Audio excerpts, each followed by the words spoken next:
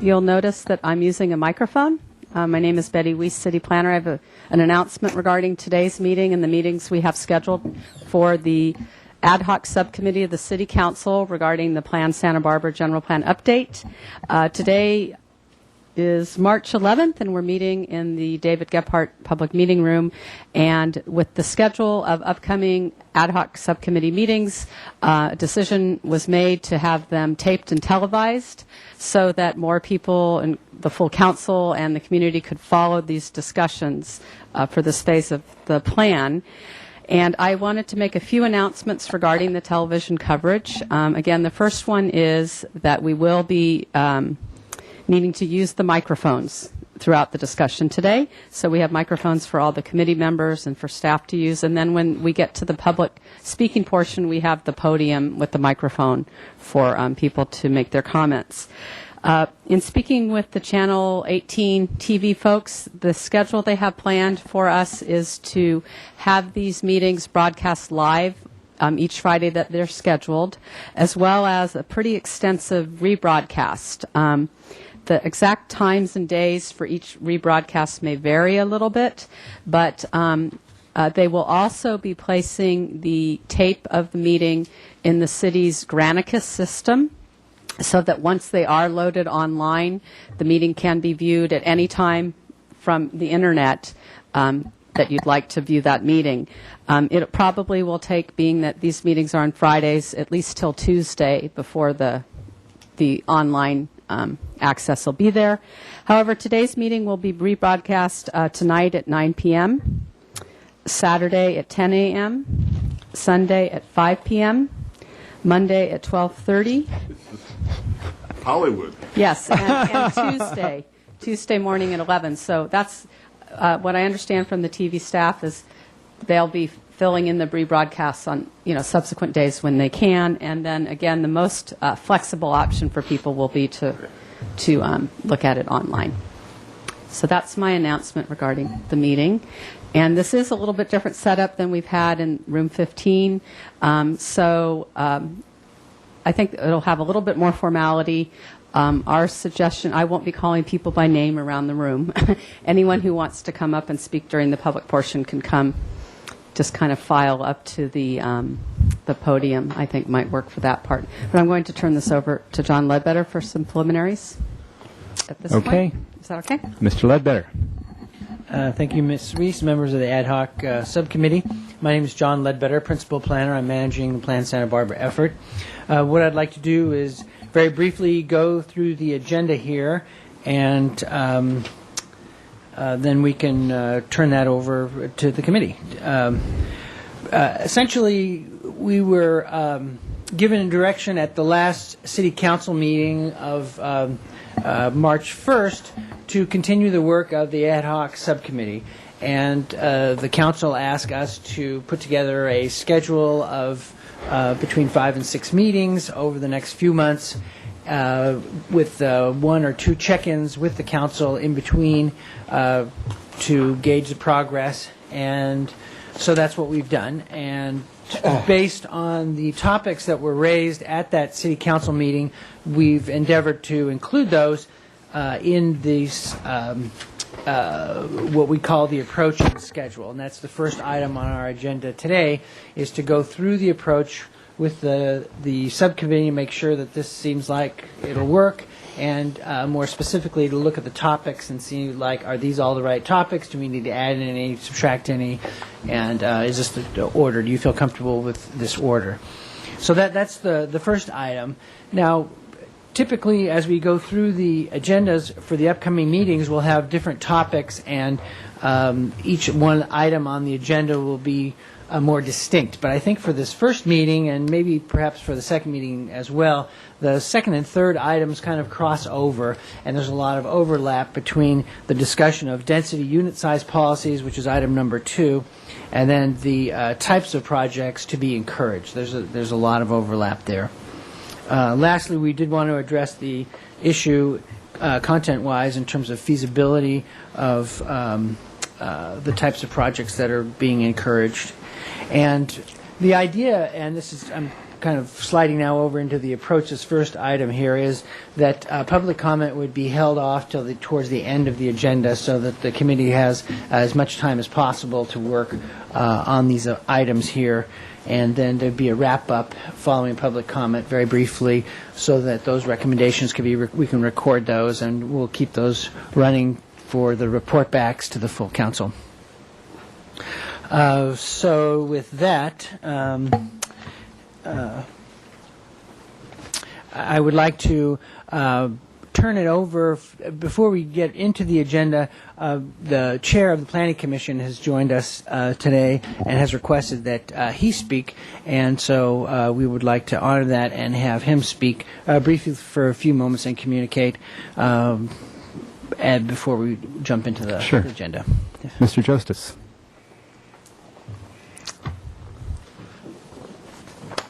Thank you, Mr. Francisco and subcommittee members.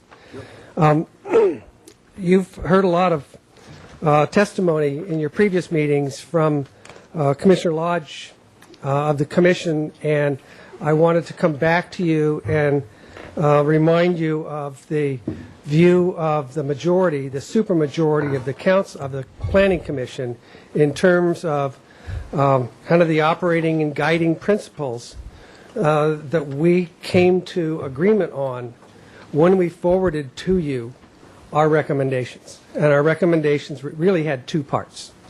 One were these 6 guiding principles, and the other were the various pieces of the package that we came to concurrence on, having to do with all of the non-residential density issues and land use and second units.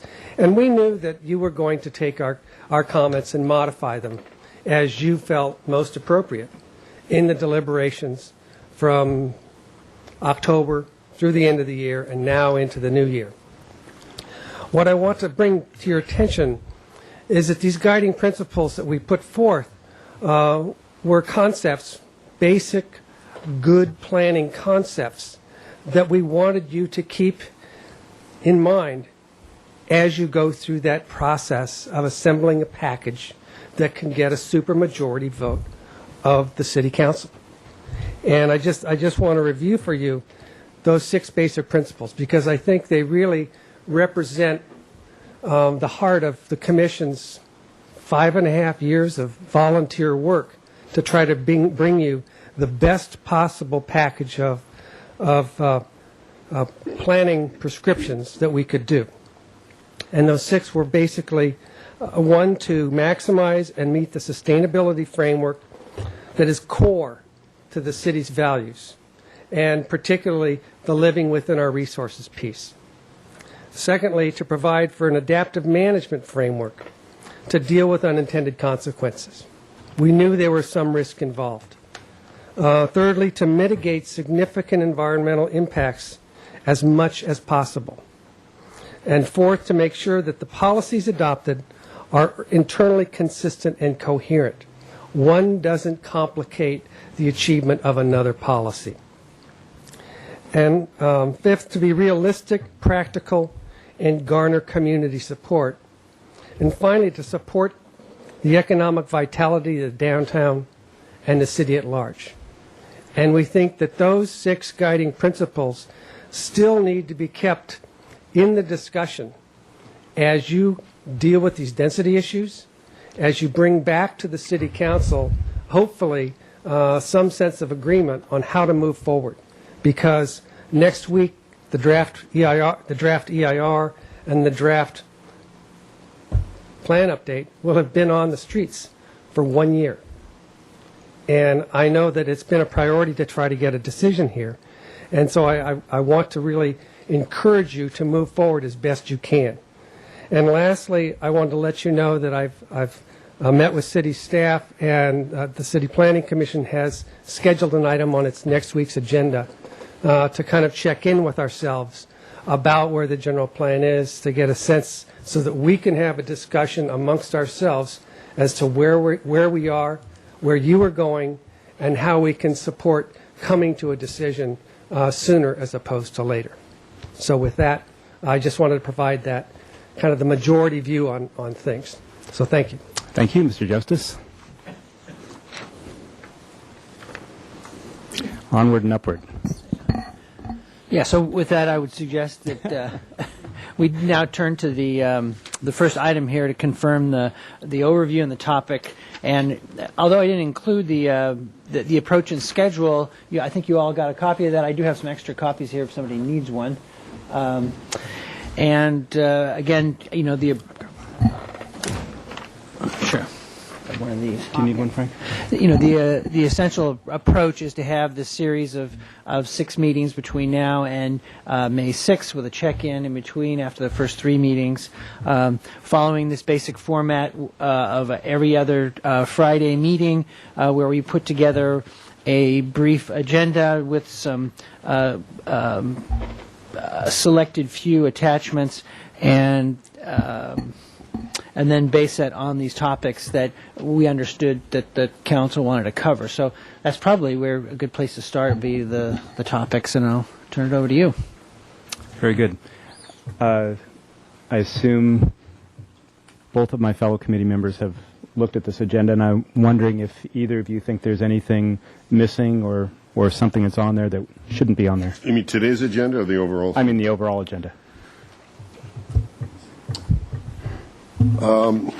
Actually, I haven't looked at it that carefully, but I called John and said there are things that I and maybe some others think simply don't belong in this plan. When would be the appropriate time to bring that up?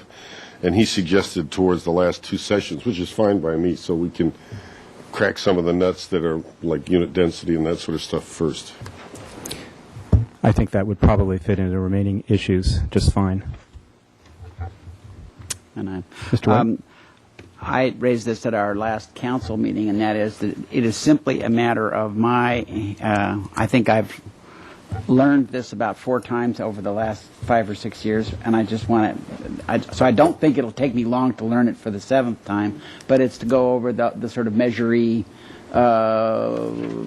numbers and just get focused and dialed in again as that comes forward for hopefully a final time. Mm-hmm. So I'd appreciate that. Okay. And we have that on for April 22nd. If it would help, it won't take very long. We can just run through the list just so you hear the topics. Sure. But That way the public gets a chance to hear it Yeah. as well. Okay, so today being the first meeting, it was overview and confirm the topics to be reviewed. You have an agenda specifically for today before you, so density, unit size, rental employer housing locations, feasibility of rental projects. 2 weeks from now, on March 25th, the discussion could possibly be a continuation from today's meeting if, in the event that that's not wrapped up. And then we wanted to flow into certainly a related topic of the Florida lot area ratio, size, bulk, and scale, and related neighborhood compatibility components of the plan. Then on April 8th, also... Ms. Weiss? It did occur to me that we might want to call out a discussion of the historical element. I realize that comes up in several places, but I think we should be explicit about it, and I think that March 25th meeting is probably a good venue for that. Thank you. Could do that. On April 8th, circulation and parking policies.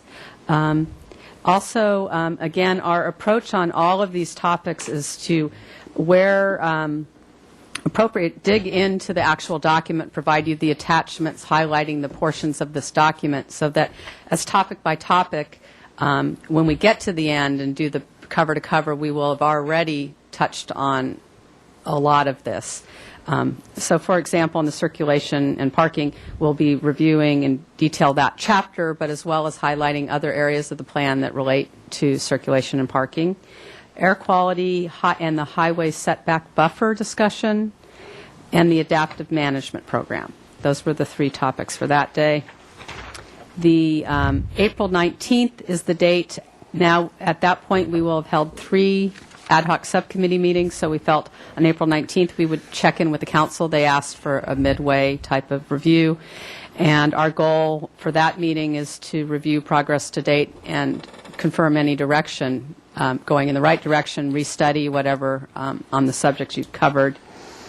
Then April 22nd and May 6th would be the comprehensive review portion, but based on comments we've heard already, we were highlighting things that we wanted to be aware of And so if any particular area of the general plan you want to let us know about to cover in those 2 meetings would be helpful.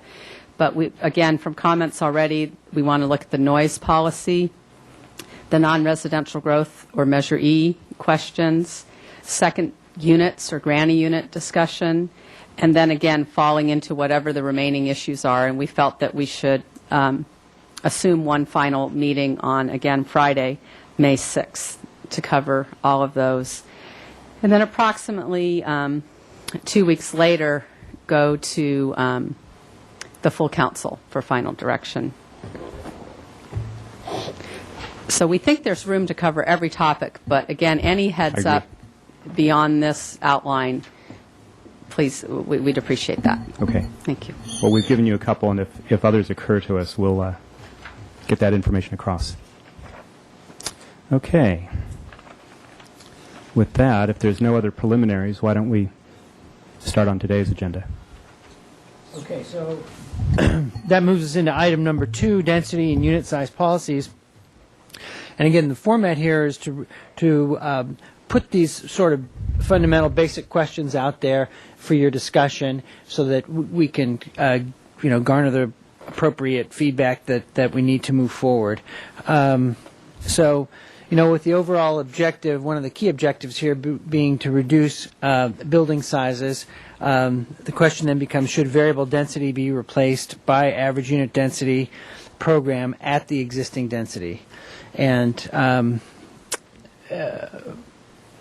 what we feel is that keeping it at the existing density and utilizing the average unit density program will make the building smaller, and as some people say, in effect it's somewhat of a little bit of a downzoning because you have a smaller building with the same amount of density that's allowed. So the question is that what the direction you want to go, or if not, should there be something that's been proposed by the Planning Commission to have a medium-high and a high-density designations, and all that's associated with that, with trying to target the development in a little more refined way along the corridors next to transit, open space. I think you're familiar with that whole concept. And then, where should these densities be located is sort of the key other part of the density. Now, when I said earlier about the overlap, it's kind of hard to talk about the densities without talking about the types of units that you want to encourage. And so, again, that's another fundamental question is, what are the types of projects that we want to encourage here? Are they rental, employer, all residential in commercial zones, or marketplace, or all of the above? And then as part of that, should density overlays be used as the tool to achieve these types of projects that we're trying to encourage?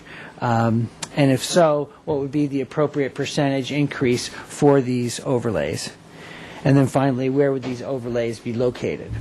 So I think it's instructive and helpful as a tool to look at these maps that we've developed, and we have them before you there, of the 3 basic concepts that we have that were on the table, if you were, today. The Planning Commission recommendation, the Coalition's recommendation, and then Planning Commissioner Lodge's has come up with also her recommendation. So let me start with the John, can I ask you a really basic question? Sure. That, I've heard this over and over again, and I started to think about it, and I was looking at the numbers on attachment 7 to the last item that you gave us, and the assumption that we keep saying, well, we're going to have smaller units will lead to smaller buildings. But if you multiply out, for instance, the average unit size of 1,300 square feet times the density, you come out at 19.5, about 19.5. But if you do the same thing with the smallest unit here, with the increased density, you come out with 20,500 square feet difference. In other words, it's the same size building. So why are we so confident that smaller units will mean smaller buildings when we're increasing the number of units that you could have there? Well, the idea is, in fact, that is the exact objective, is to maintain that same building size. But the idea is that you could go either way. You could have the smaller units and more of them, or you can have the bigger units and less of them. But it would be the same building envelope. That's the idea. Okay, I see that, but I Yeah. keep hearing, well, that we think that the smaller units will lead to smaller buildings, and that didn't track. I think the comparison to smaller buildings is compared to those that we have seen built in the last 10 years. Right. Because the buildings built in the last 10 years have condominiums with unit sizes ranging up to above 2,500 square feet. So the smaller is a reference, not internally within the new proposal, but with regard to what we have seen in the last 10 years or so. Okay, thank you. So Sorry John, to you're going to interrupt. go to the maps? Yeah, so let me turn to the maps here. And I think they're going to be displayed on that screen, too, so for the folks in the audience should be able to see them. Yes.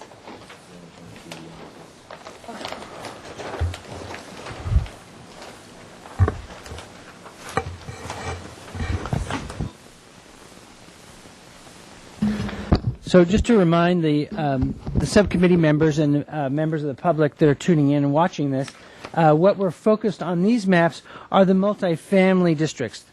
This doesn't include any of the single-family areas, doesn't include any of the duplex areas. It's simply focused on multifamily and commercial areas where you're allowed to develop multifamily. So this is what we refer to as the change areas, and all the other areas in the city are staying stable. Nothing is being proposed to change. So this is what the Planning Commission has recommended, and you can see this does show two different types of densities for the multifamily, and it shows the medium high and the high.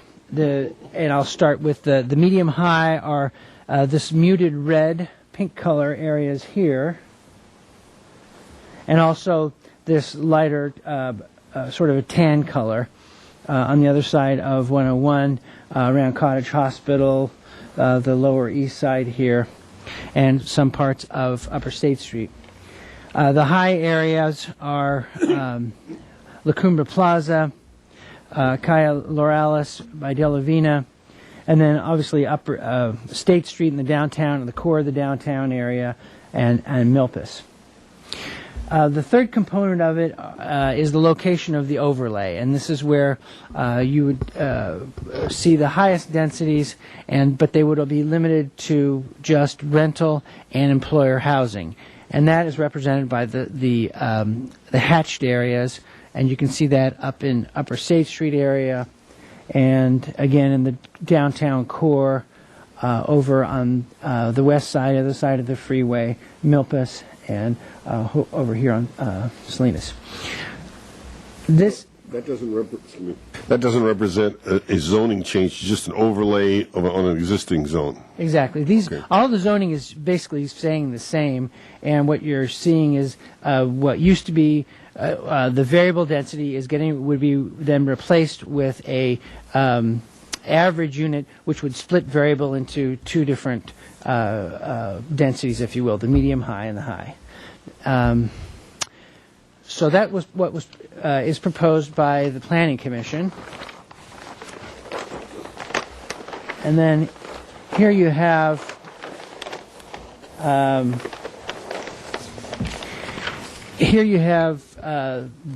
let's see, let me turn first to this one.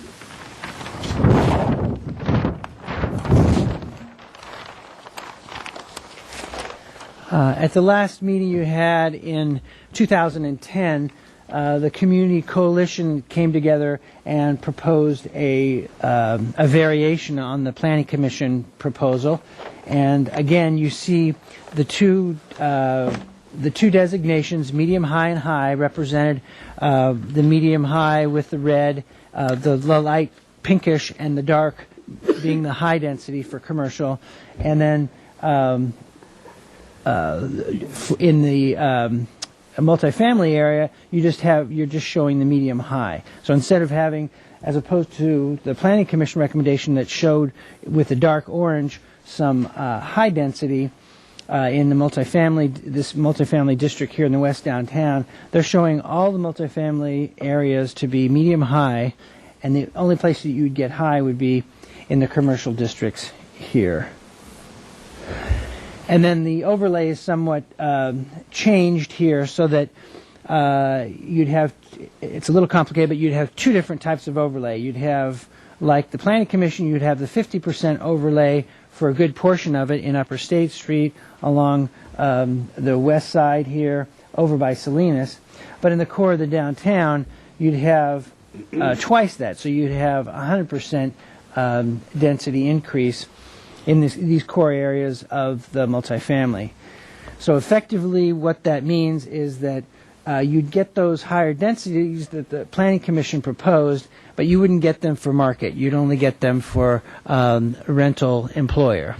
John, this map also shows the lighter density in the core historic area and the commercial manufacturing zone based on the subcommittee discussions. I think the coalition said they supported those elements as well. Yeah, thank you, Ms. Weiss. So that was the outcome of your work at the end of last year, essentially was to swap out this area here, the core of the historic district, which now is shown in this muted red, which represents medium high, and then up the zoning here from medium high to high in the M1 industrial area, or excuse me, the CM industrial area here.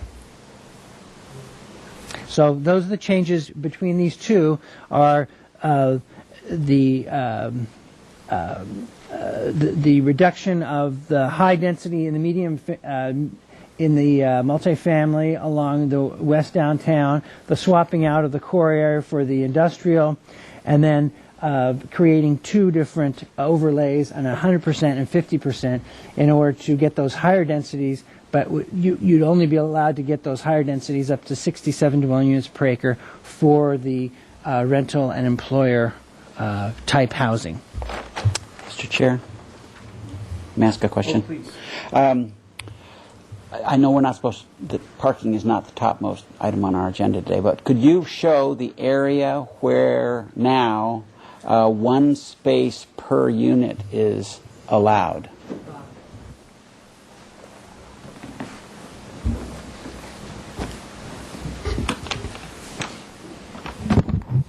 So that's called the delineated area, and it roughly runs from De La Vina in the downtown over to Garden Street. From the freeway up to Sola, roughly. There are some areas within there that it doesn't. Great, thank you.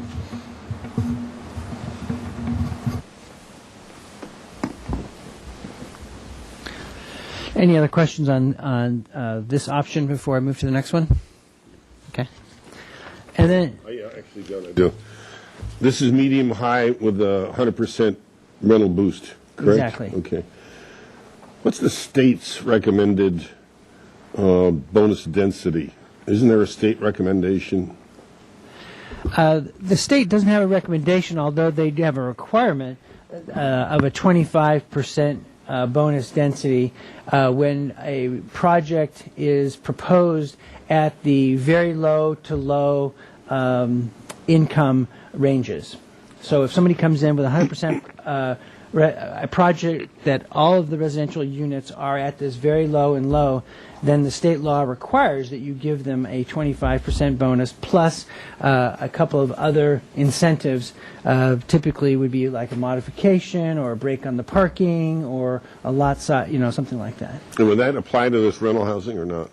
It applies anywhere. That's an across the board requirement. So if we took, what I'm asking is, if we took a state standard, instead of this being 100% bonus, might it be 25% bonus? You see what I'm asking you? It's a different standard, I realize. Ms. Weiss? Yes, I think it's important to understand that the program that we're talking about is a separate and distinct incentive program in and of itself. So the state bonus density law would be based as a bonus over the allowed base density. We've talked about how in the multiple family zones and commercial areas, the zoning ordinance has 12 to 18 dwelling units per acre. Mm-hmm. The bonus density of the state program would be on top of that base, not on top of this. And this is kind of a alternative incentive program that we're talking about. So I don't see that the state that someone under this program would come in and say, well, I'm building rental housing, so I would like a density of X under your program. And then on top of that, I'm going to propose the state bonus density program. The programs, we could make it very clear, and I think this was the intention of the city attorney, to make that this is a separate and distinct incentive program. And particularly if you do rental housing, we've also had this discussion with the Planning Commission and Council, that overlay incentive would be very clear that it only applies to rental. You can't then later convert to condos and so forth. So I think there'd be a fair amount of detail explained in the ordinance to make it work the way we've envisioned and the way you intend. So if you have a concern that it would be on top of this, we could make sure that doesn't happen. And I think that's the intent, is that it would not be state bonus on top of this. Okay. Mr. Chair, one more question. Sure. I had asked a couple of meetings ago about the amount of square footage, the bulk that would come out of the mixed-use area under this scenario as opposed to the status quo. And you had done the work on the R3, R4 area, and I think the number was roughly a 20% cut. Have you had opportunity to look at that concept vis-a-vis the high density areas, the mixed-use areas at this point? We've just began to look at it, and it's going to be much more difficult to make assumptions, but we thought we would discuss that in 2 weeks more related to the floor area ratio and size, bulk, and scale. But we'll be a little more prepared for that next time. Okay, then I'll turn to the third option here that's been on the table, put on the table most recently by Commissioner Lodge from Planning Commissioner Lodge, and her proposal is to have as a base density everything at medium high. So keep everything at its current 15 to 27, and then identify those areas with the overlay where you could have a higher density. And it's a similar delineation of the La Cumbre area, and not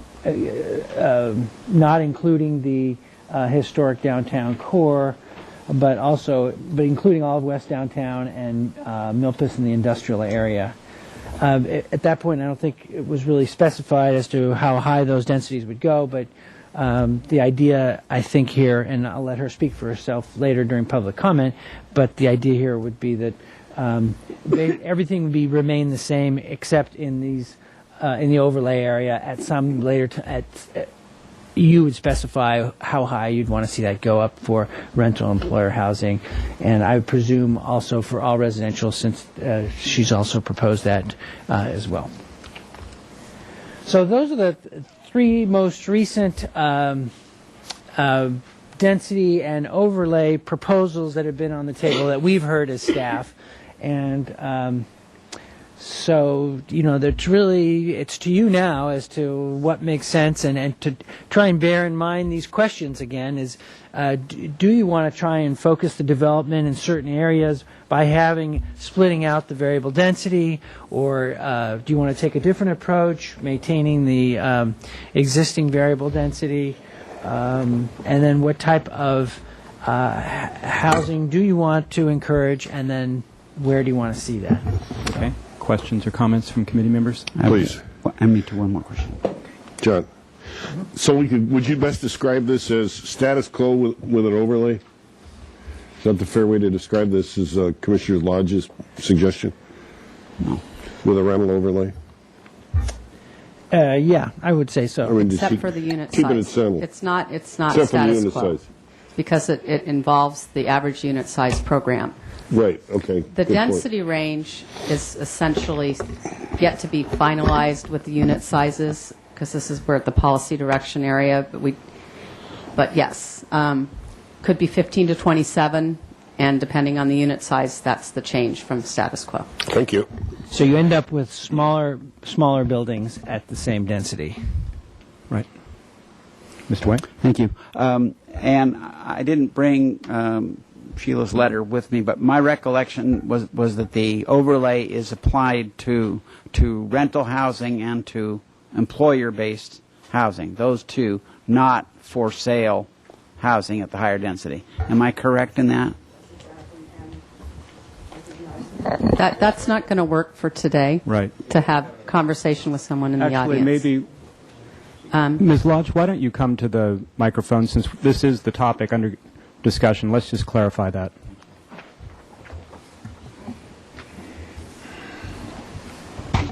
Okay, thank you, Mr. Chair.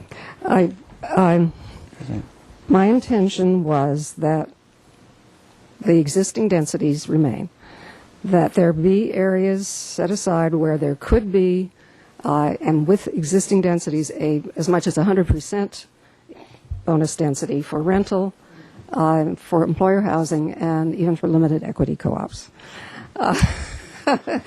Since Mickey's not here to speak for herself today. And my suggestion was, and perhaps it's a little clearer on this one, which I redid the map.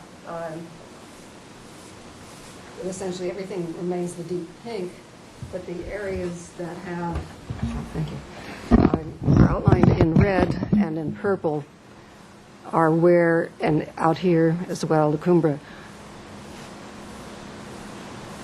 Those are the areas where high density, the experimental project, however you decide to go with trying to do, these would be market, if you decide to go with some market rate projects at a higher density and see if that really does, combined with variable, lower, with average unit size density, if that produces middle-income affordable housing.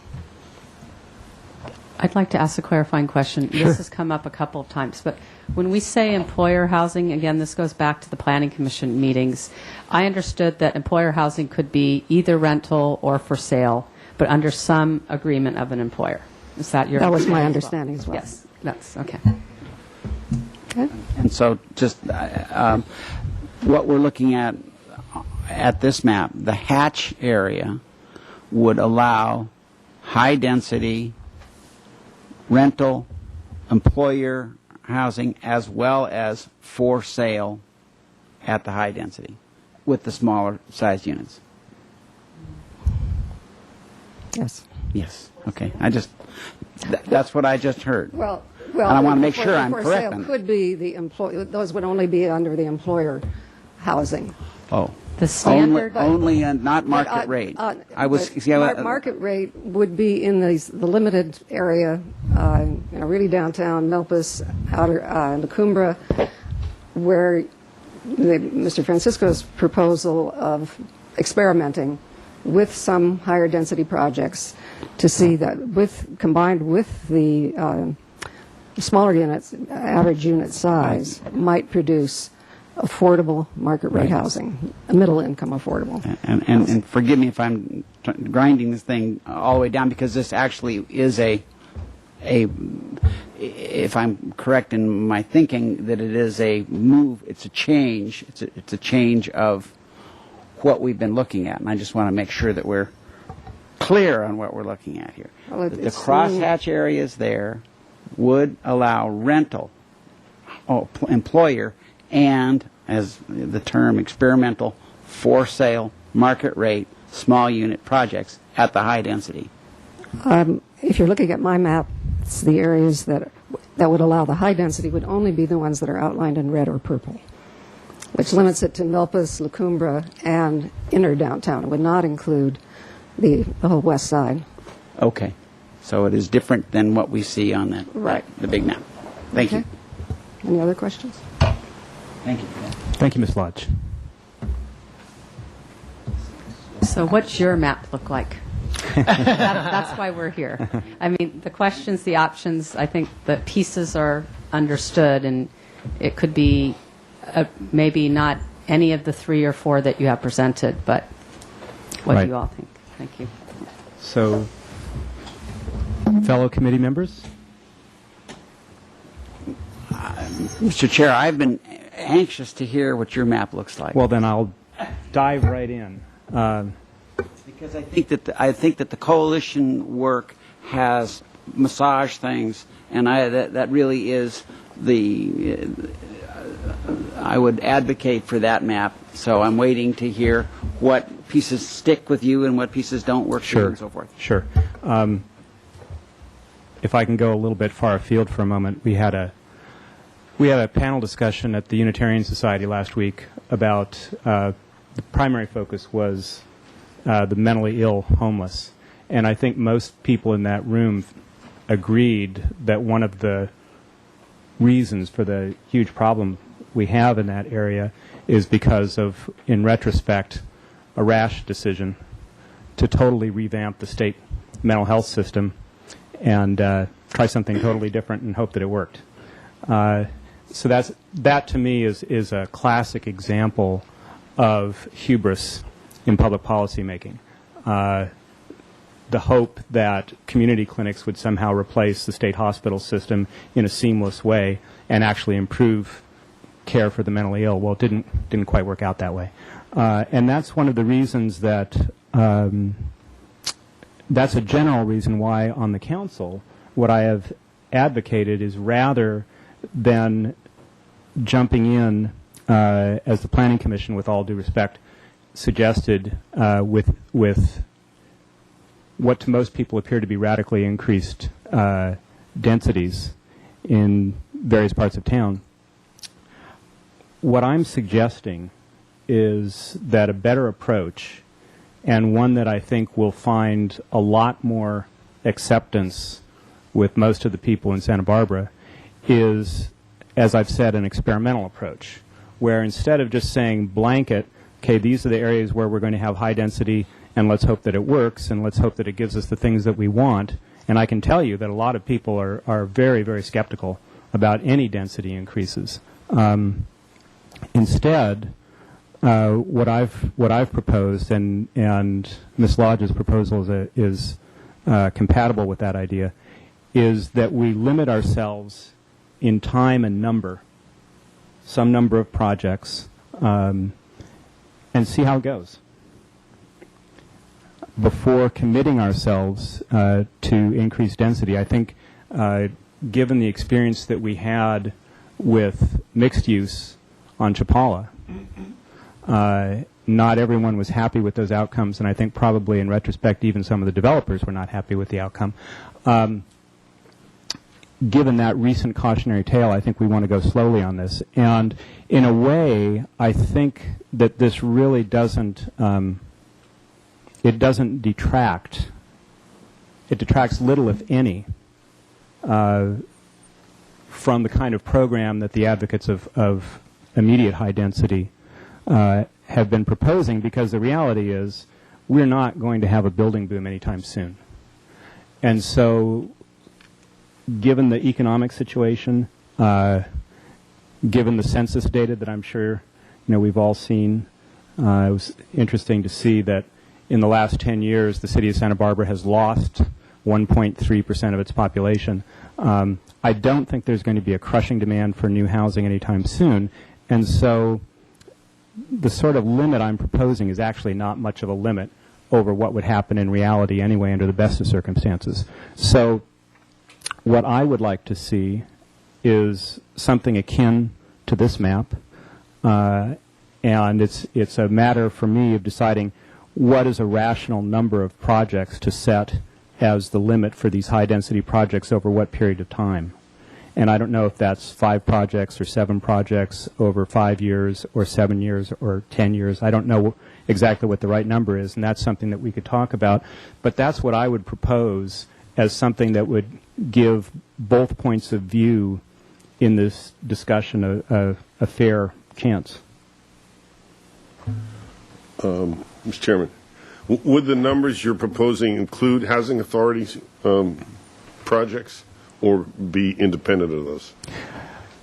Or would it matter? The kind of projects you're talking about right now have essentially no limits on density. Right. And I'm not proposing that we dive into that can of worms today. Yeah. So these, this would be outside of the housing authority projects. Okay, Yeah. thank you. Mr. Chair, I would think that rather than projects, what I could picture is, let's say you pick the number 5 projects. Those could be 1-unit projects, and I would think that perhaps to quantify the number of units would be, and it could be just one. I mean, like if it were a Sandman that came in, Right. it would be a project of scale. That another number of units might be a way to give us something to test, and I could see it being a mom and pop deal on a very 10,000 square foot lot where the high density kicks in and allows an extra unit. And then in another situation where a larger project would go forward that would have the high density, but that a number of units would become a way for us for the city or our successors to look at it and see whether it feels right or not, rather than the number That's of possible. projects. Sure. I'd like to insert a Please. comment here.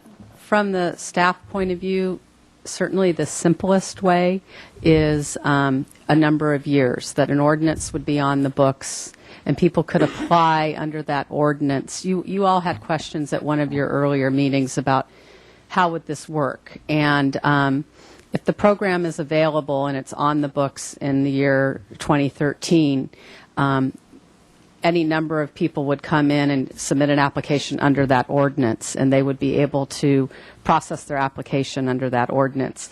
If we were to say that it was in effect for 5 years, then it would sunset, and after that period of time, presumably some of the projects that had come in the prior 5 years would be evaluated. That's the cleanest way procedurally.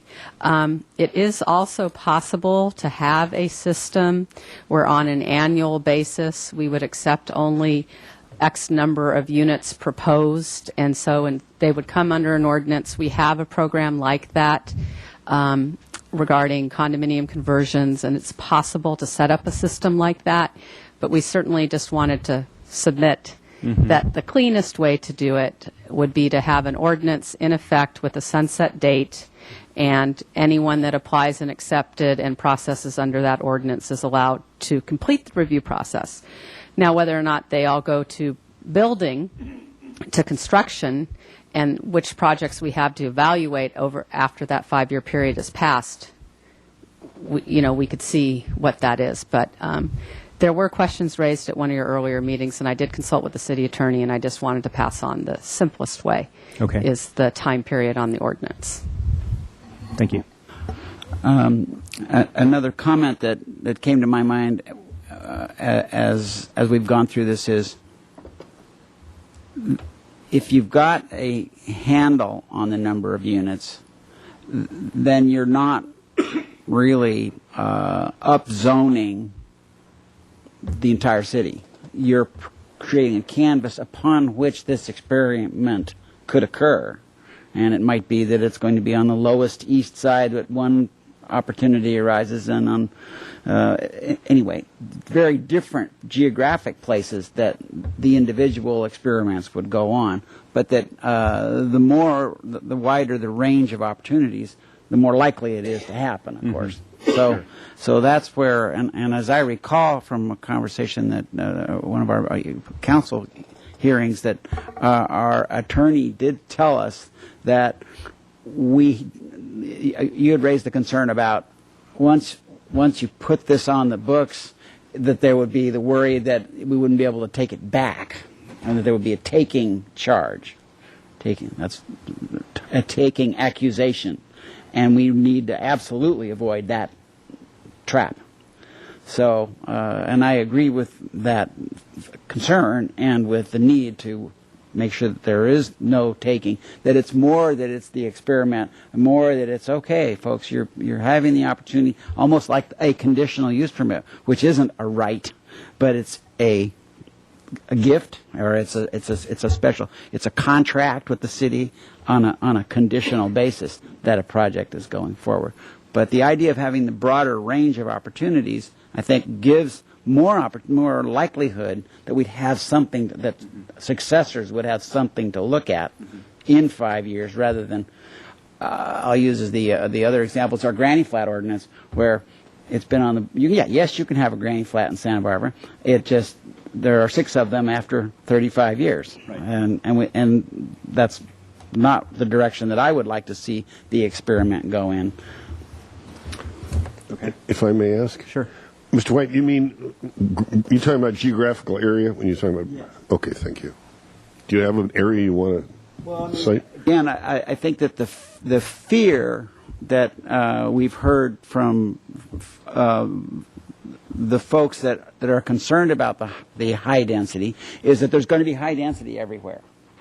And I don't share that fear, because I see it as being where we might have 8 units down on 500 Street and 8 units up on De La Vina, and the different experiments would occur at the place where the land is, where stuff is run down, or the opportunity presents itself. So it just gives a wider range of opportunities throughout the city for the limited number of projects at units that gets developed under this concept. And I think that the concept that the Planning Commission and staff has worked on of adaptive management is this is exactly what at least has come to my mind as we've gone forward with this, because it deals with intersections. Are the intersections going to get jammed up because people are indeed having, too many more cars than people are planning for, or are we in fact heading in a direction where less traffic is being generated by each unit? So I'm interested in seeing the broader range of opportunities for this experiment to occur. Okay. Thank you, Mr. White. Mr. Wiley, could I ask you a question?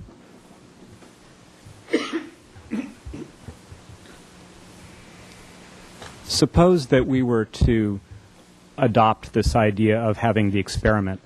Would it be possible, and I'm just throwing out these numbers, to say there will be this period of 5 years during which you can make an application for these kinds of projects, and we're going to limit the total number of units that might be built during that 5-year period to, say, 100? I think the answer is generally yes. This shines sometimes in there. I think the answer is generally yes. As Councilmember White just mentioned, there's a couple of legal concerns when you start having numerical limits on residential units in particular. There is a lot of law, state law and court decisions that tend to look skeptically at numerical limits like that. And the reasoning is the person who had otherwise a right to develop their property finds that because someone else used up that limit, then they can't develop their property.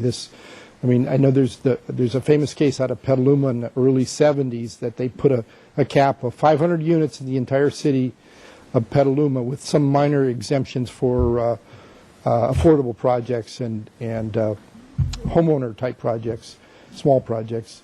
But they had experienced incredible growth in the 60s and 70s, or 50s and 60s, and then early 70s they put a limit of 500 in the entire city, and there was very significant legal challenge to that. Ultimately, the state reacted to things like that and started, the whole RENA process, that housing is a regional issue, and even a charter city can't start imposing numerical limits. But I don't really think we need to worry about that here, and the reason is and that's why we did this. We've tried to structure this as an incentive program.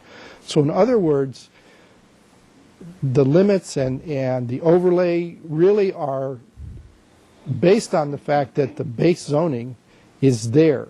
A property owner should not have a takings claim, should not have even a downzoning claim, because they've got their base zoning, they've got the ability to develop, 12 to, 18 units, and to go through the design review process and to do that. And I really think that's probably going to insulate the city from any viable takings claim, so that when we get to this incentive program, it is, like you say, I don't know if the analogy is totally true of a CUP, but it's like No one forced you to apply for this incentive, and your voluntary decision to ask for it doesn't give you the ability to challenge the legal parameters of it. Just to really get to the point, though, I think if I have to, the concern with numerical limits is that they can be arbitrary and can be self-defeating. That you get to a point, unless it's, say, maybe a 10-year process, where someone says, that's going to be expensive and a big question mark to apply for that 2 years from the end of it. I don't know if I'll get to yes in time, and it'll be really expensive to get there and be told, the project sunsetted or someone else used up that numerical limit. So I think that's why we're more inclined. We don't want to try to do an incentive program that is from the get-go self-defeating. We want to keep that ability to really have it happen. And as Betty just mentioned, I think some people are concerned, though, I won't be here 5 years from now, what happens? And you could simply do this ordinance, this process, or this sunsets in 5 years. And it would take then a new council and 5 votes to extend it if necessary. So I think that's the staff inclination, is to just keep it a time frame where people, and we would even, and this is fairly typical for Santa Barbara, going all the way back to the 80s and water moratorium, we would keep it based, I think, we would probably recommend based on completed applications. Not if you're in the door with a completed application, you're in the door, despite that's the 5-year or the 7-year limit came up, something like that. Does that answer your question? I think so, but I just want to be clear. So if I were to propose 5 years during which people could apply for these projects, but also include a cap on the number of units that could be built under that program, whether the number is 100 or something else, would that fly legally? Yes, and I think it would. And the only concern with the cap was that then people would be concerned that if 70 units already been approved, and those last 30 would be tough to get people to try to go after them. But if that's what the council feels is appropriate, that's because this is you're not taking away anyone's base density. I don't have any legal concerns with the cap. I think it also answers anyone, say at the state, who says you're affecting the regional housing. No, we're not. You still have the base density. This is an incentive program. So I think it's all of that's very defensible. There was another point about a cap that now I can't remember, but well, I think just it was. As you say, the recent census numbers indicate that we're not likely to hit a cap unless things change drastically. Sure. Yeah. Exactly. Yeah. Okay. Thank you, Mr. Wiley. Well, that's the direction that I'm thinking. I would like to do something that has both a time limit and a maximum number of unit limit, and that's where I'm coming from. I wonder how my fellow committee members feel about that. Well, I think you've sort of split the baby here very well, because you're trying to answer both sides, those who want no growth or very limited or keep the existing density, and yet others who think, well, maybe we should try this, and it's like a toe in the water, and that's good. I think it would work. Benny, what do you think? I think it would work. I think that obviously what the number is going to be one element, and also what are the mechanics of that next step. Let's just say you get to that. Let's use a 5-year window. You get to the end of the 5-year period. Is it that then the issue goes back to the council for another 5-vote renewal? My idea is that this ordinance, whatever the ordinance that enacts this idea, have a sunset. Okay. So that it automatically comes to an end, In certainly 5 by a years. time limit or perhaps by a cap. Okay. One way or the other. Right. And then, of course, assuming that such projects have been built and can be evaluated, whoever the council is at that time it will be up to them to decide is that something that they want to continue, to expand, to say never again. Right. Any number of possibilities based on what the experience has been. But it would definitely have a sunset in it, so that it would indeed take a supermajority of council to enact changes based on that experience. And to enact a continuation. Sure. That's Exactly. And what would that? How would that be in terms of environmental review?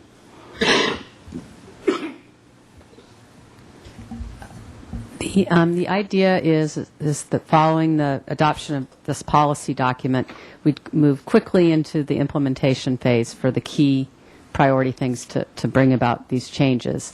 And those decisions have all been contemplated in the current program EIR, which is a 20-year plan EIR. So the EIR and forecasted impacts and effects of policy and development over a 20-year period.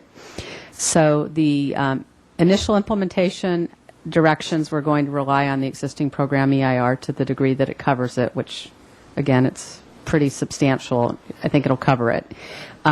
5 years from now, or from the time that it's adopted, whatever, we would turn back to the program EIR and the questions before the council at that time to modify, extend the program, to abandon the program wouldn't require environmental review. That's like a non-action. But to extend or modify, we would look at the existing general plan EIR and say, did that cover it? What conditions have changed? We do hope that the programmatic EIR will hold for many years of implementation actions to come, because it will take approximately, well, I don't know for sure what the work program will be, but I do know that in the last general plan update, it took approximately 5 years to implement the majority of the key policy directions, sure. And then others took even longer, into the, an additional 5 to 10 years. But we're going to turn to this EIR as often as possible and only supplement it as really needed. Yeah, and you can imagine that I would not want to see the city trapped in a place where we'd have to do another monster document in order to continue the project. Of course. Sure. So that's a concern, and it's one that, I'm willing to have a bona fide check-in and a bona fide ability to stop an unsuccessful project or a plan that is not meeting our goals. I'm game on that. I do think that the canvas ought to be as broad as possible, and I think that that we've done a pretty good job of. First of all, I think we've created a historic district, and this came out of a sort of a backwards way. We've done it, but it's been a good way. It's been a real looking at what we have and honoring that. So, I think that the areas that have held up under close scrutiny for intensification of use. That they've made this series of cuts, it's a pretty good inventory in my view. So I would hate to see that reduced any further, because I think it would start to limit the opportunity for these projects the experiments to go forward. Okay. Mr. Chair, this may be putting the cart before the horse, but let's say we're now at the end of that 5 years. How would one actually evaluate a project? Let's say we had 100, take a number, built. How do we go about actually evaluating that project or the success of what we planned here? Well, I think the objectives for the program have been talked about quite a bit. Is that that the buildings are compatible with the community and meet community standards. Right. And so once the building gets built, it would be a physical examination of that. That the units are occupied by employees of different business or enterprises in the community, and that's been supportive in keeping that business alive and a workforce, a reliable and available workforce. So in a case of an employer project, we would probably be interviewing the employer base and things like that.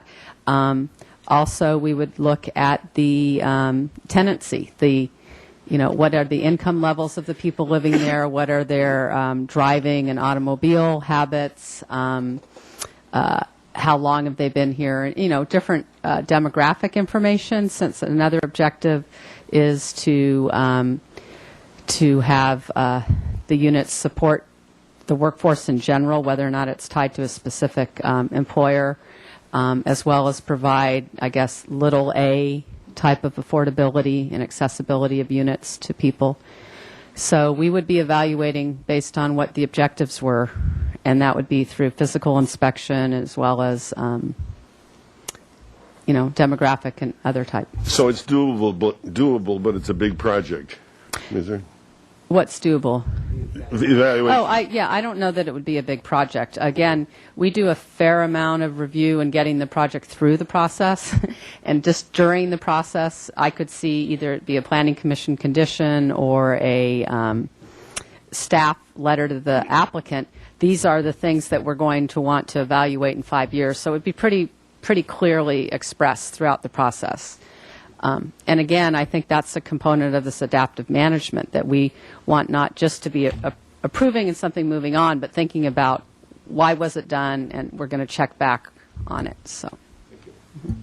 Okay.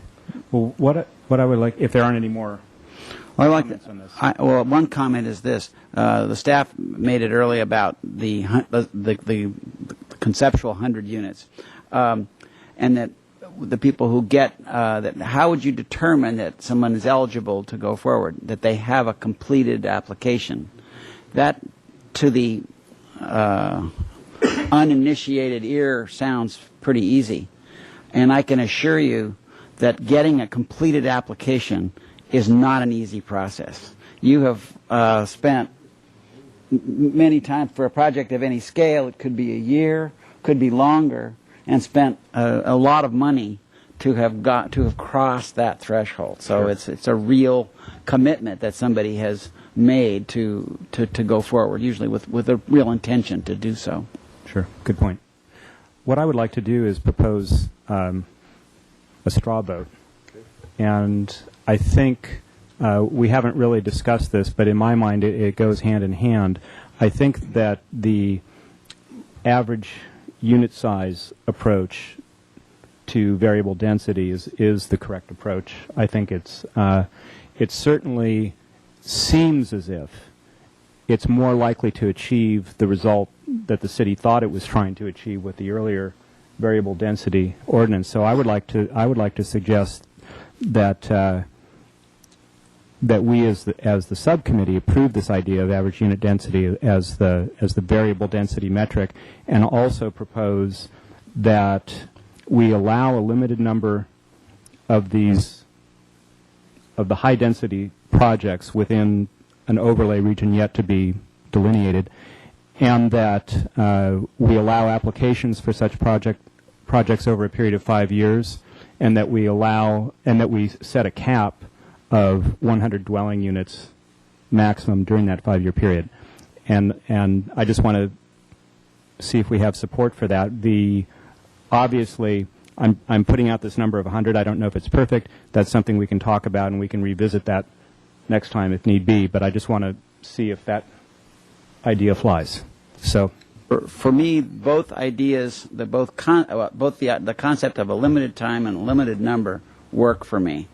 I'm not sure that that 5 and 100 are those numbers. I'd like to think about that. I think we're all concerned that we're going to have 2 years or perhaps longer, which are academic at this point. They are years in which no applications. We're still in the doldrums, and so we really won't have much time for this thing to test out, and so that's a concern of mine. Sure. And the units, anyway, I think if we can, I'd like to think about 100. Is that enough? But I'm there as far as both of those concepts, Okay. both a time and a numeric limit. Committee members, just one clarification. So what would that density be for the overlay? Yeah, they haven't got to that yet. Okay. This is just this part. We're talking about the mythical high density here, not yet determined. Yeah. Well, I think that insofar as Benny's concerned about what happens if we don't have enough, that's what happens at the 5-year mark. We go like, nothing happened, let's keep trying this. I honestly don't know, although I suspect you might be right, that nothing's going to happen, we're in a trough. But you never know. I mean, it's the free market, and people can be pretty imaginative, so they may be coming, out of the woodwork. So I don't have a problem with 5 years. I think, 100 is an arbitrary number up for discussion. We ought to at least, put something in sand and then either us chew on it or let the council chew on it. So it'd be better than just, I think it would be good to have 2 specific numbers and give that to the council and then all 7 of us hash it out rather than just going, well, we like this idea, Sure. Put some numbers behind it. Absolutely. I mean, let's get some work done. Right. And we've been at this long enough. And So we're all on that front.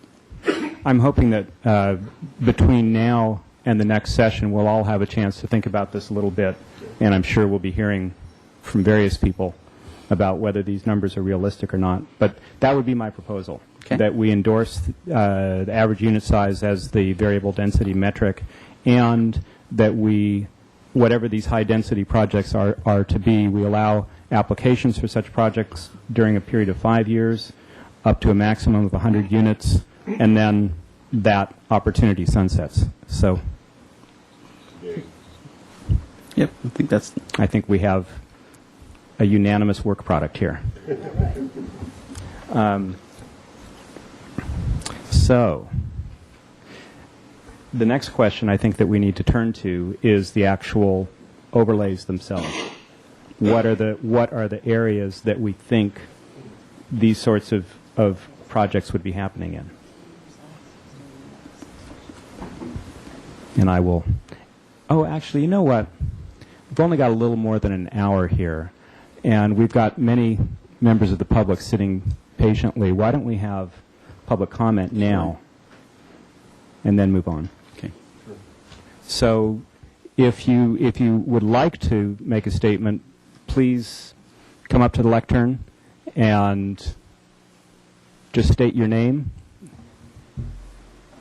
and I'll give you some amount of time.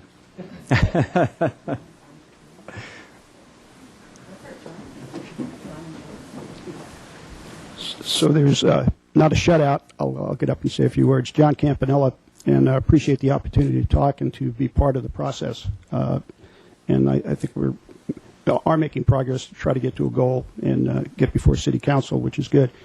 One of the things I would like to, just to put things in reference, if one were to travel up and down De La Vina Street or Castillo Street and look at apartments that are 40 years old or 50 years old, they're primarily 2-story apartment buildings with either surface parking or tuck-under parking without garages.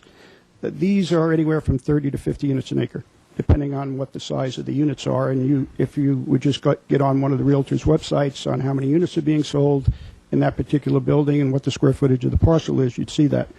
So the older apartment densities are not 18, they're not 15. They're somewhere between 30 to 50, depending on the size of the units that have already been built, most of them 40 years ago. So we're looking at a 20-year time frame going forward as part of the general plan on how do we get apartments built and not go 60 years before we have replacement for rental units for our population. So there needs to be incentives, which is on the table for the overlay, and we appreciate that. But that all goes as part of certainty for whether it's rental units or smaller for sale, which we don't want to lose sight of as well, because there's a need for that also in our community.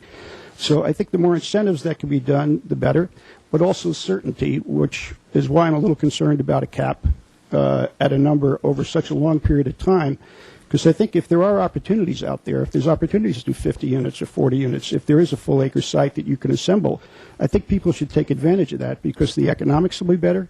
You're more likely to bring your prices down because you have the economics of scale on something that you're building, rather than a 10,000 square foot piece that may take 4 units, 5 units, 6 units, 7 units, depending on the density, but may not make economic sense, especially if the property has to be cleared. So I'd like to maybe encourage that some more discussion be held with the development community and architectural community. I think a lot of good work was done with background at the last session that you had relative to the exhibits to show what things can look like, not only in scale, but also what the room sizes would look like in various square footages. And I think I know I've said this on a number of occasions, you want to have a mix, not 600 square feet, no bedroom type units, or one small bedroom. You want to have a mix for your population. The other thing, and I'll finish, last couple of weeks I've been at a couple of sessions, whether it be art showings or venture capitalist meetings. I was at one at the Santa Barbara Club a couple of 2 weeks ago, where it was on entrepreneurship, and there were probably 250 young people between 25 and 35 in the audience. There's a lot of people in this community that have a lot of energy to do things. You don't see them, okay? They're out there, and they're trying to create things, and they're trying to create businesses, not just the universities, but also young people with ideas. And I think we have to be able to look at those people need a place to live. They're not going to double up in a room with somebody else.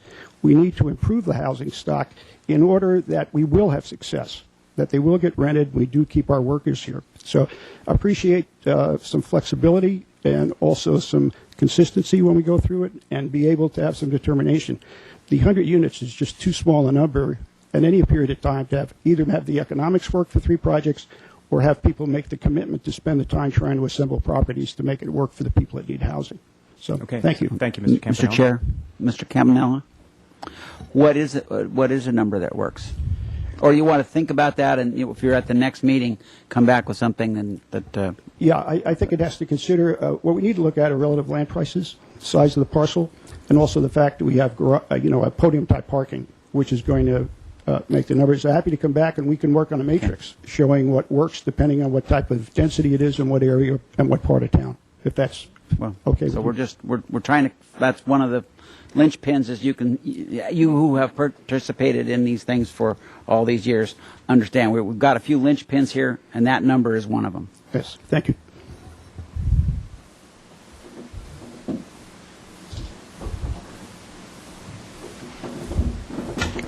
John Jostis again, speaking as an individual as opposed to a planning commission chair.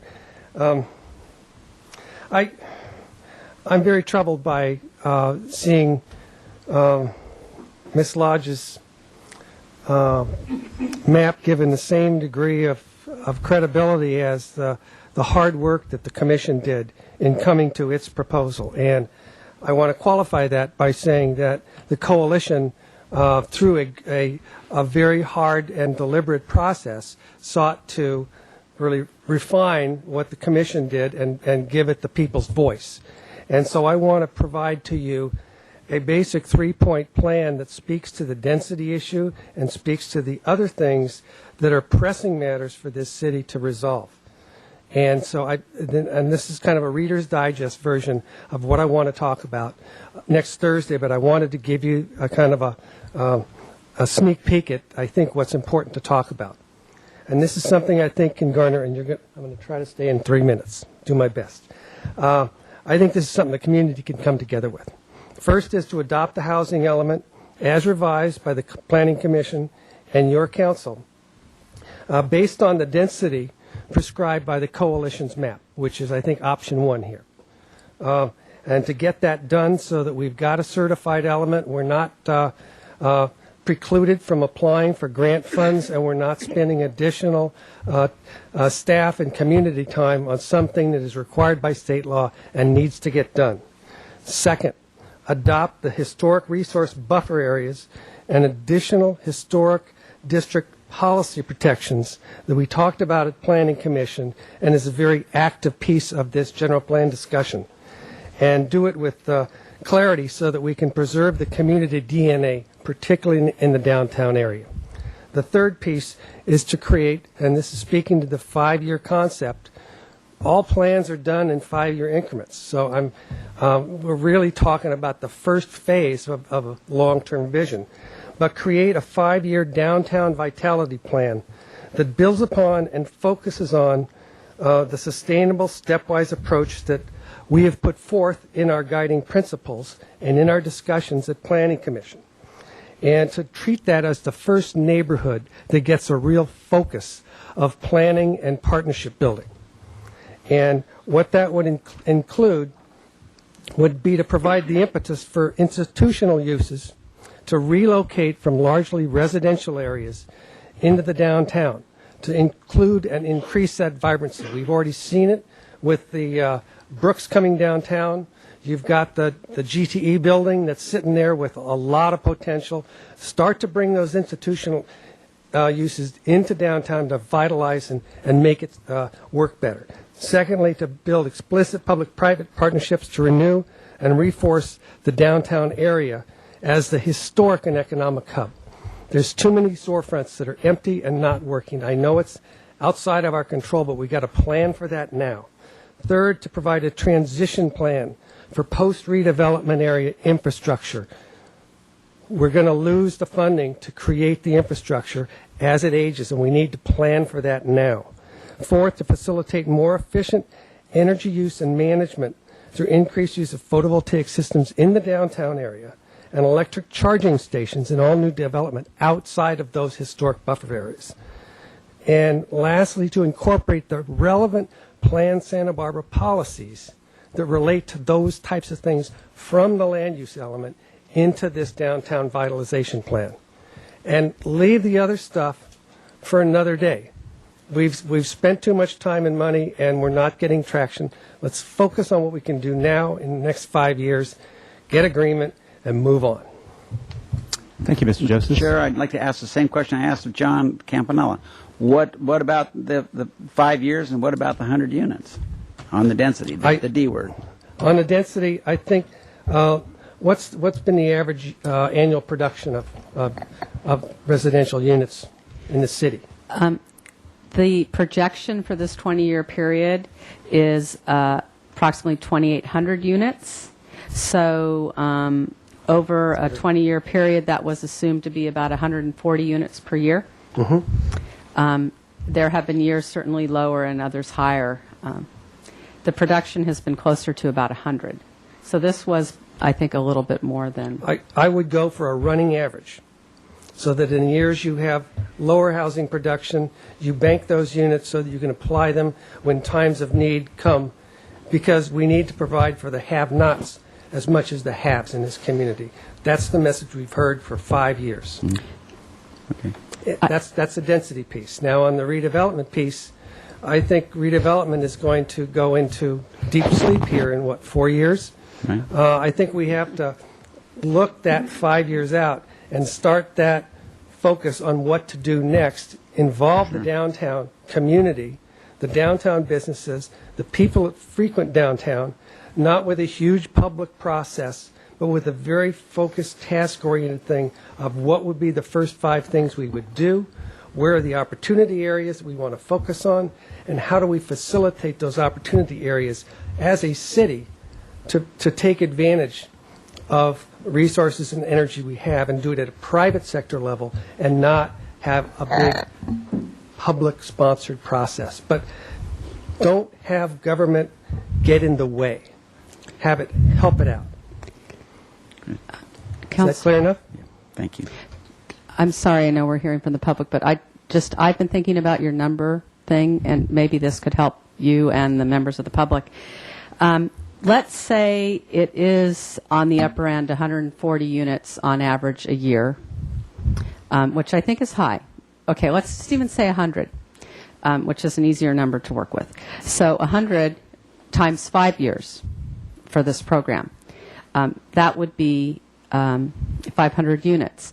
I think that maybe what you want to think about is what would be the goal? How many of these projects would you like to see? How many number of units would you be comfortable with out of the 500 that might develop in a 5-year period? And be hopefully going at it in terms of what you'd like to see. And that might be the way Which you is arrive at exactly. That's the sort of number. what I was thinking. I don't...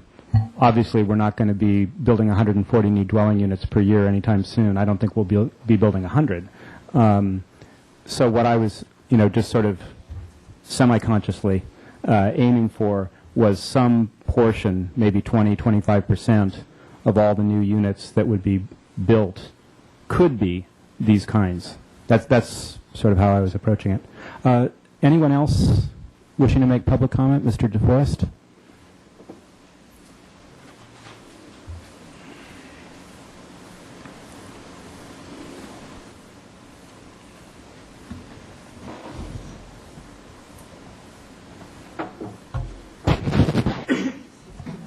Thank you, Mr. Francisco, and thank you also for bringing up the 2010 census, which indicates a population decline. It also indicates that around 8% household units were unoccupied. It would be interesting to know why and where they are. And I think as more of the census figures come out, we'll be able to tell that. And does this impact the accuracy of the environmental impact report? I mean, so that needs to be considered. Mr. Campanelli brought out the apartment, the old apartment situation. There were a number of old apartments dating back, some of them, certainly to the 20s, if not lots of them in the 50s. If they're apartments, some of them have been converted to condos. How should they be part of this units? If certainly their properties, if the right incentives were there to give, to provide some of these proposed units instead of taking or tearing down any historic properties or impacting neighborhoods, because apartments where they already exist would not make as big an impact. Then I wanted to ask how to address the fact that a number of units, there was a big blog thing on Ed Hat about all the units that are rented out for as vacation rentals or weekend rentals or something that are not certainly these kind of uses of temporary housing for people from LA or Bakersfield or people from back east that just stay here, that are just here for a week at a time. That doesn't help provide workforce housing. Thank you. Thank you, Mr. DeForest. Anyone else? Okay, we'll close public comment and go back to the hard work of the committee here.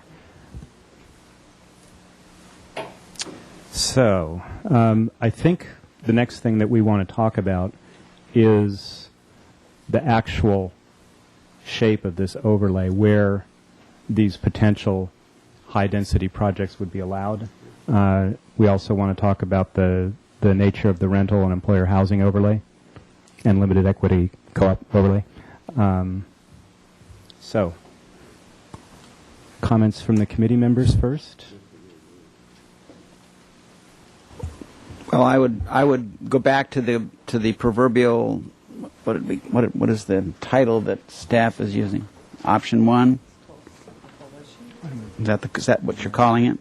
Right. Option 1 is essentially the coalition. Okay. So,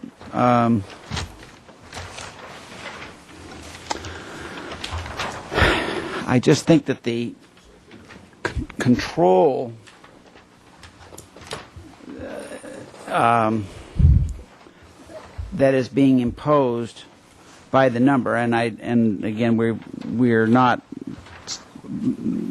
settled on a number, but the fact that we are putting a relatively small number on it, on the cap, to to me, ought to be counterbalanced with the maximum opportunities.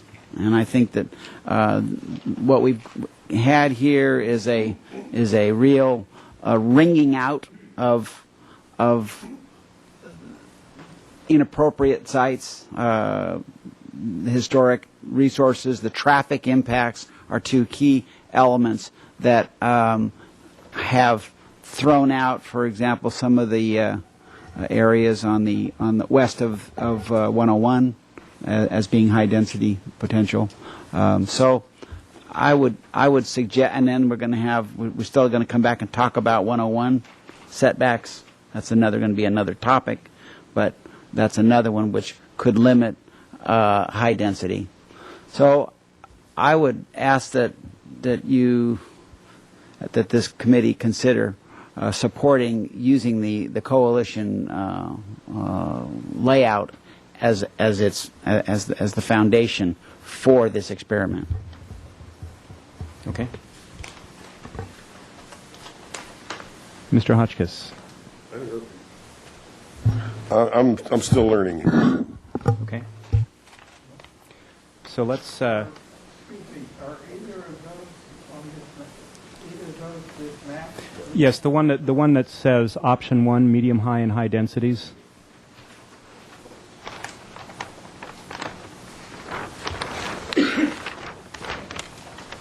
So that's option 1.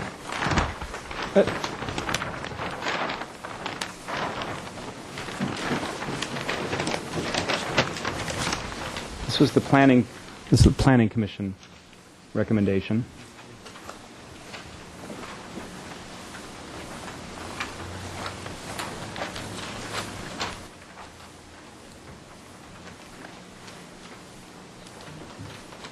Since you're talking about overlay first, kind of Sure. going in an interesting order. Okay. On the overlay question itself, the coalition and the planning commission really identified similar areas. Isn't that right, John? There's really not much difference at all. The main difference is the higher densities in the coalition's plan, correct? Right. If we were talking about the actual designations and numbers, there certainly are differences. But since you're talking about areas, Fair enough. just wanted to comment that on the area point, they're very similar. Yeah. And you can see in looking at either map, we're talking about those areas shown in crosshatch, commercial along Upper State, where there's been variation and there was compromise and discussion at the Planning Commission, is that upper end of State and to the west, from Mission down to about Sola. You'll notice that wasn't included, and that was a point of discussion at the Planning Commission. Whether or not to include the west of the freeway, staff had expressed concerns about that area, again, either at the base density not going high because it's on the other side of the freeway, as well as concern about overlay, but people seem to be thinking that it could be part of an overlay. The chair, in an earlier meeting with this subcommittee, you wanted to point out and have some consideration on the east side, whether or not that would be a good overlay area. The Planning Commission includes overlay south of the freeway in the coastal zone, as does the coalition. So I think the coalition had one sort of variation, John. Mr. Francisco, did I misunderstand what you were asking? We were talking about the base density, and then we're talking about the overlay. Now, which are you? I thought we were starting with the colored map, not the hatching. It was my intention to talk about the overlay area, but I'm happy to talk about the density as well. Sure. Okay. And then the hatching could come on top of what color we like to begin with. So, again, so from my perspective, the coalition option is one that I could support. I could also support the Planning Commission option as well. I certainly am happy with that as well. But so those two colors work for me. When you say you support those, you're talking about for rental and employer housing. No, I'm talking about for for sale, high density for sale. That For the experimental correct. part. Correct. Okay.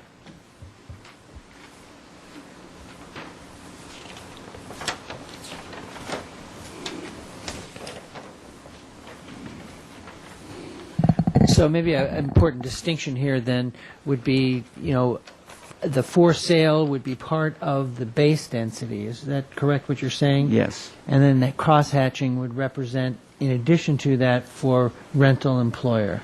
Right. So that's the question on the table then, is for the base density,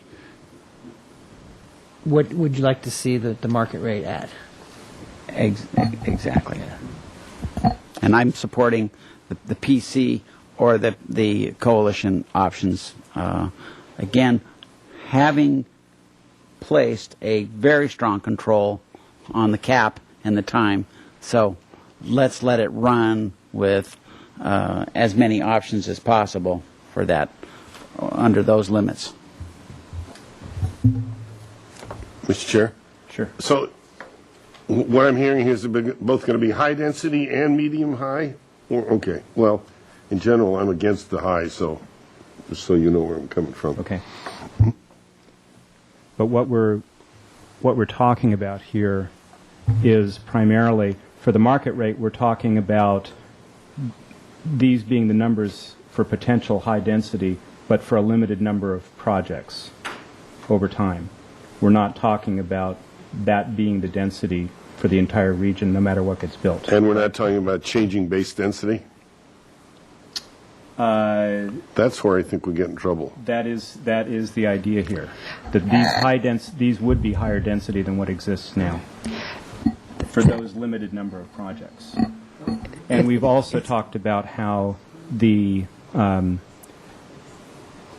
rental units are probably infeasible. It's not likely that they're going to be built without a significant density bonus. Okay, but does the base density stay the same, or are we actually upzoning these? The base density is not changing. Okay. What we're trying to establish is the base or range. I'd rather not use the word base. What is the range for the average unit density incentive program? And does that average unit density program, not the base, does the average unit density program have two tiers, a medium high and a high? And back to our agenda, that was just conceptually the next question, I think, for you all to consider. And Mr. Hotchkiss just said you're not inclined to support the two-tier. Correct. And I don't know if more discussion or you have a question about that, but that has been your... I'll just keep listening here, but that's Okay. where I'm coming from right now. And Mr. White has said he likes the two-tier approach.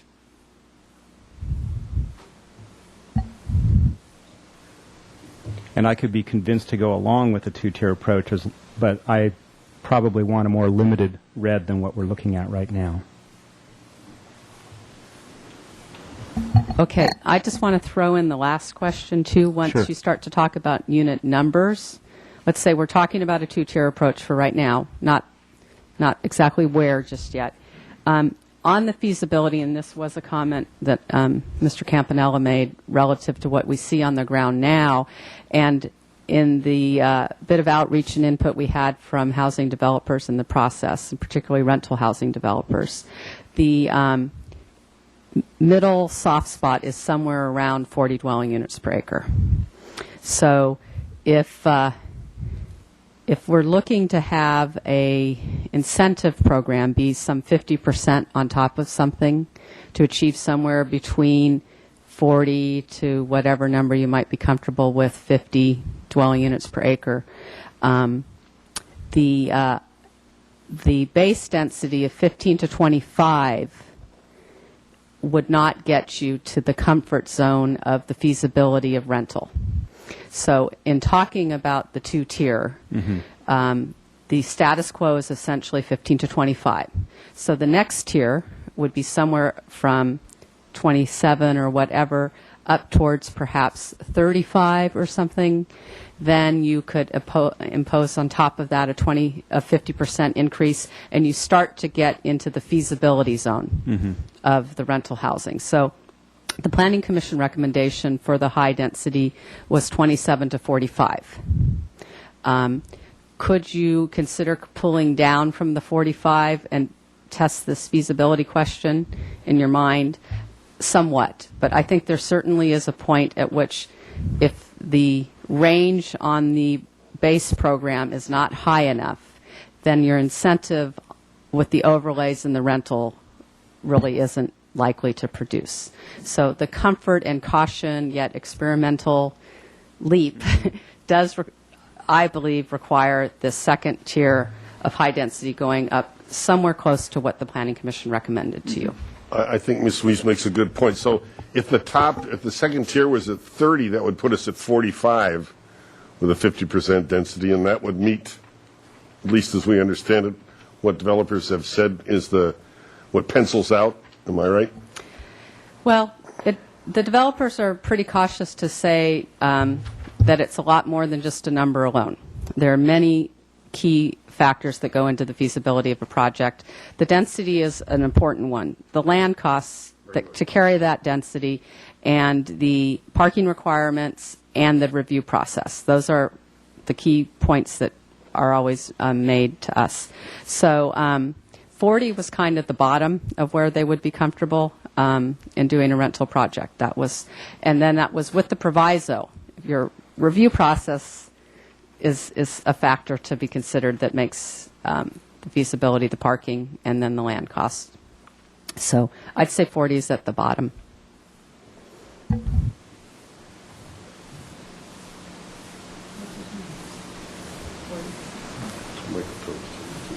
Mm-hmm. Any other comments?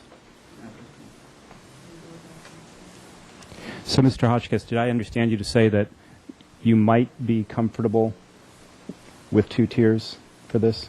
Yeah, if we lower the top tier, yes. Okay. I think conceptually we can at least say right now that there is some combination here that the three of us can agree on.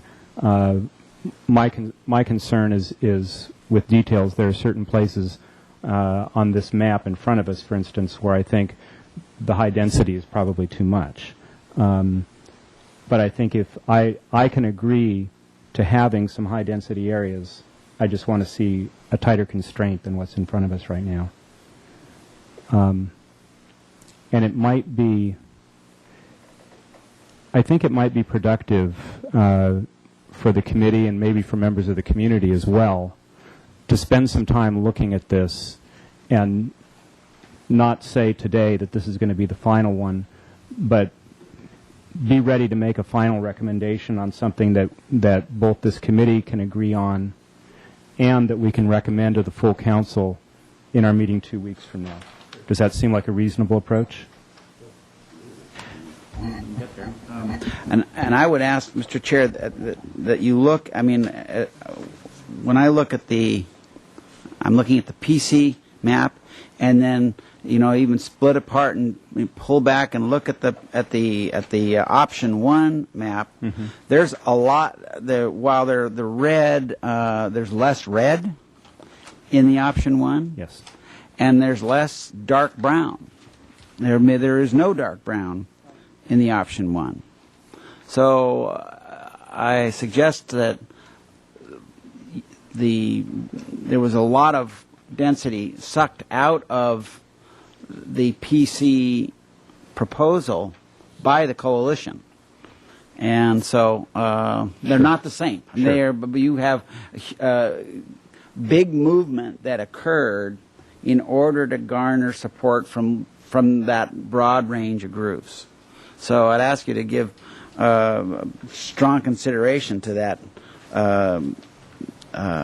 coalition map. That's a good point. Thank you very much. Yeah.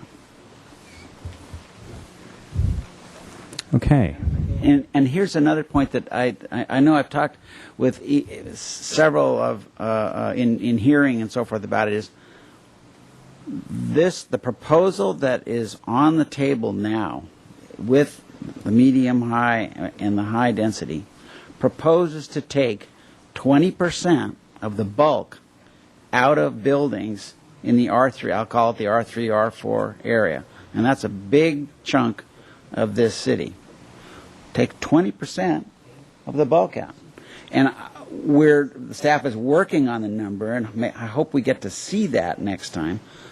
There's bulk that's being proposed to be taken out of the red, even at high density, so that going forward, this council would be reducing the footprint, the scale of development in this city, even if the high density were to go forward completely per the PC proposal.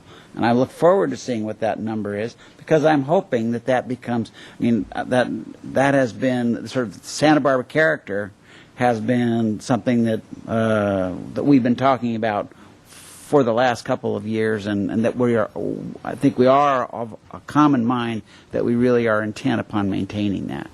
So that's part of the package that's really already built in whichever way we go. We are going to be reducing bulk in this city.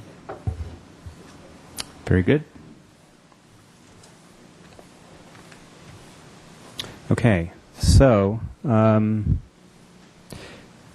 Weiss, you had an item on here about feasibility of rental projects. Were you talking basically about the density required to achieve rental projects? Yes. And did you have anything more to say about that? Well, no, I think I said it just Okay. a few minutes ago. Okay, very good. Any other things that my fellow committee members feel we need to discuss? Well, where is parking in all this? How far down the line is That's that? coming up April 8th. Okay. That will be an interesting session.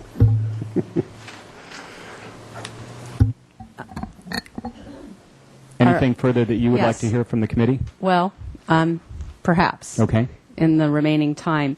Just, again, to clarify, if any of you have any questions about this question that's still before you, which is attaching numbers to the two tiers and then deciding where they would go in general.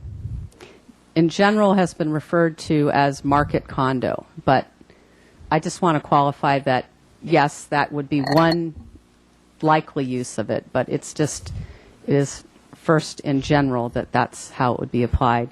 And then the overlay areas. And Mr. White was just pointing out a difference between maps 1 and 2, that there is this element of the coalition proposal that I think is important for you to understand if you're looking at these maps in the intervening time here. The coalition, although they took out the west downtown, which was the orange on the Planning Commission, it has a double crosshatch. Right.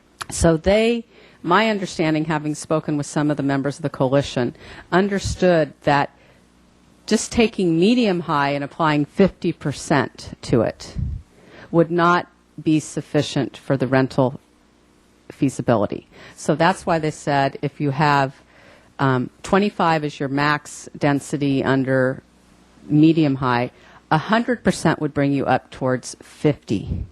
And as I said, I really do think that the rental soft spot is somewhere between 40 and 60 depending on the conditions. So you'd have to have the best of conditions to have a project fly at anything less than that.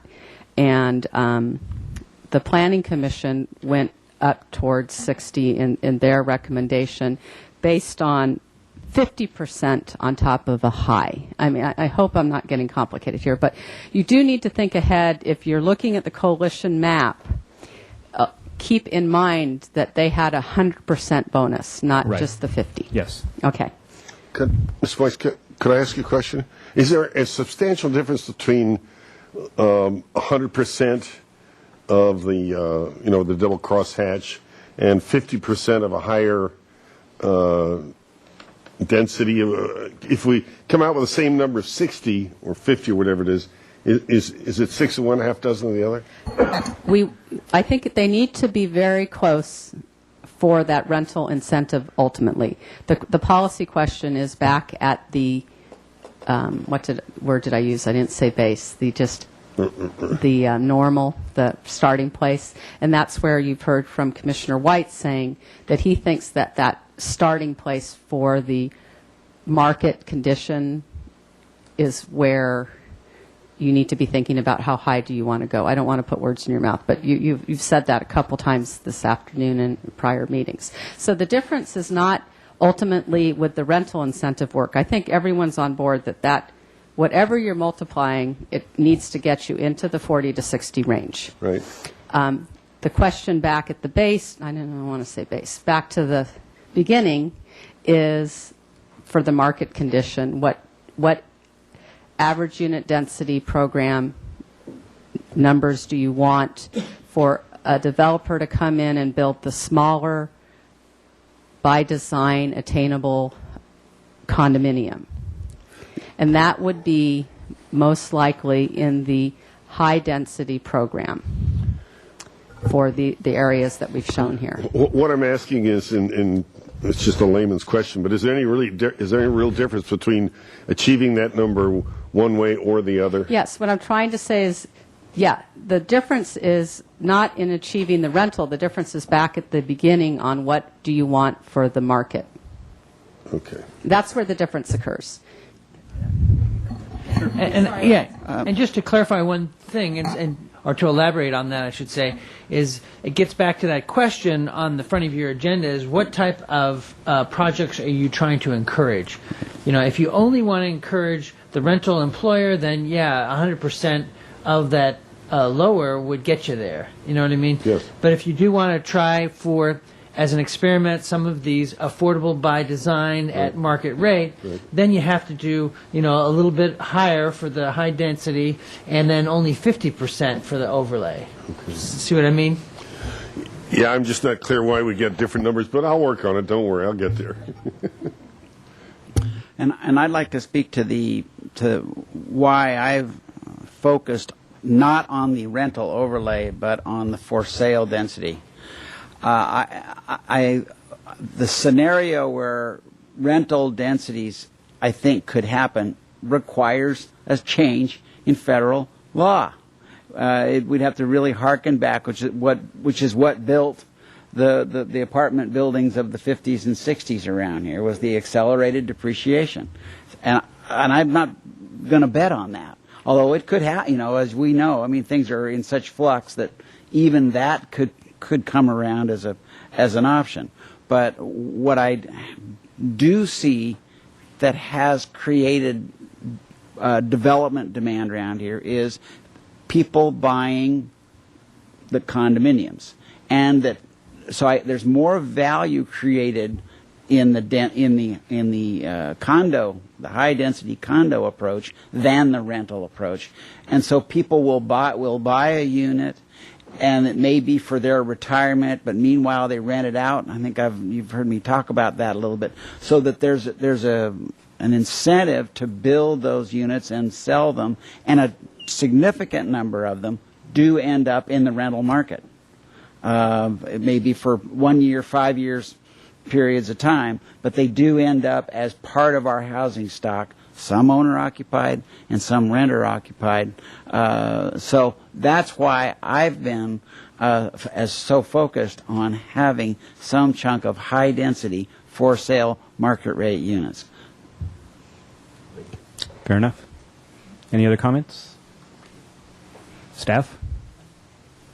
So for next meeting, which is in 2 weeks, we were planning on providing you a little bit of supplemental information, not on this particular topic. Okay. But if you look at your approach for next meeting, March 25th, a Friday at 1:30 here in the Gephardt room, we were asked to include review of the historic element and highlight those policies related to the buffer. I think we've put some of those in your packet today as well.